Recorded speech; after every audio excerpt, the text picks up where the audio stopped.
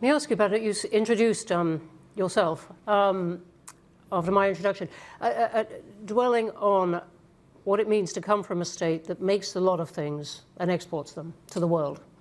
Do you think the tariffs that President Trump has brought in will outlast his administration? Well, I hope not. In fact, the Supreme Court of the United States is now currently evaluating whether or not the statute the President has used to impose unilateral tariffs against friend and foe alike is even constitutional. That is claiming that it is an emergency, using that as the basis for these tariffs.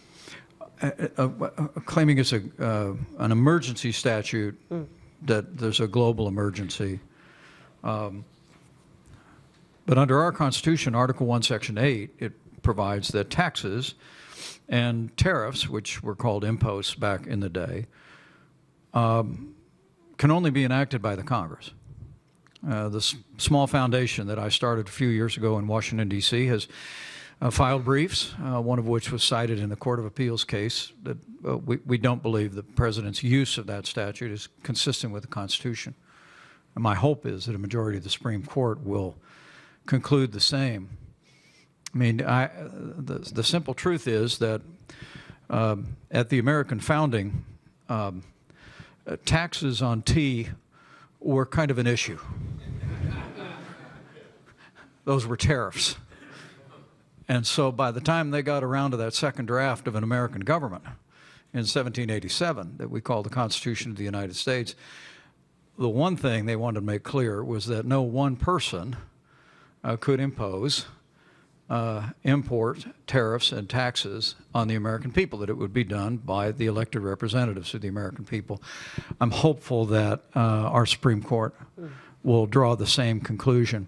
Because as we've argued, and as people in the UK understand, whether it's your tariffs here on our goods coming in, or our tariffs on exports from the UK to the United States, I've made it clear that with the exception of maybe a small impact at the margin, that American businesses and American consumers pay American tariffs.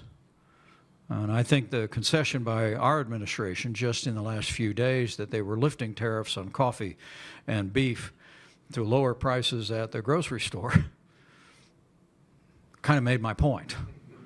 So I think the American people are sensing this. I think we're seeing inflation.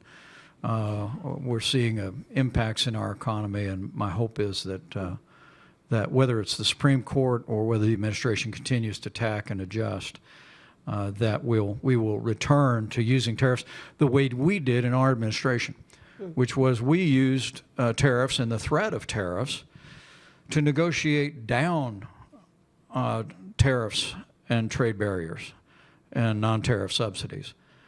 I mean, President Trump threatened to do away with NAFTA and impose harsh tariffs on Canada and Mexico. It set the stage for us to negotiate the largest trade deal in American history, the USMCA. I was sent to give a major speech at the City of London to say that when Brexit was done, we were already putting together working groups to begin to negotiate a free trade agreement with the UK. I mean, it seems to me tariffs have their use as a means of facilitating negotiation, but in economic policy, I believe, with the exception of China, because honestly, after decades of trade abuses, intellectual property theft, I think we've got to stand firm on China.